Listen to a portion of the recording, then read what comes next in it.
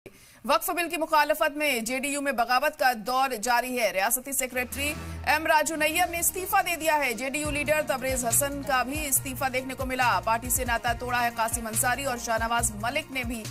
वक्फ bill को party की हिमायत से नाराजगी बढ़ती जा रही है। आज प्रेस कॉन्फ्रेंस करेंगे जेडीयू के मुस्लिम लीडरान। वक्फ संशोधन बिल को लेकर जेडीयू में बगावत का सिलसिला जारी है।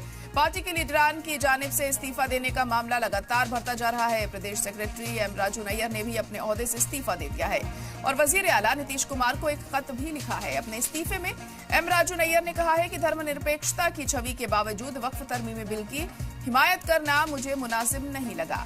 इस बिल के पास होने से अक़लियतों के जज्बात को ठेस पहुंची है और इसी कारण मैंने पार्टी की रुकनियत और ओहदे से इस्तीफा देने का फैसला किया है।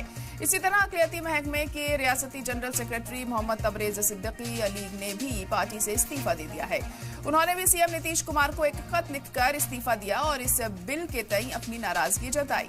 तबरेज सिद्दीकी के अलावा कासिम अंसारी और शाहनवाज मलिक ने भी इस्तीफा दे दिया है। तो जेडीयू के अंदर बगावत का दौर लगातार जारी है वक्फ बिल पास होने के बाद, क्योंकि जेडीयू ने भी वक्फ बिल की हिमायत की सदन में और इसके बाद जो नाराजगी है वो बढ़ती ही जा रही है। न सिर्फ आम लोगों में बल्कि पार्टी के ही तमाम आला नेता इस्तीफा दे रहे हैं। अब तक कई नेता इस्तीफा दे चुके हैं और वक्फ बिल की मुखालफत में जेडीयू में हम देख रहे हैं बगावत का दौर जारी है और आज एक प्रेस कॉन्फ्रेंस भी इससे मुताल्लिक की जाएगी। रियासती सेक्रेटरी एम राजू इसको लेकर एक प्रेस कॉन्फ्रेंस करेंगे।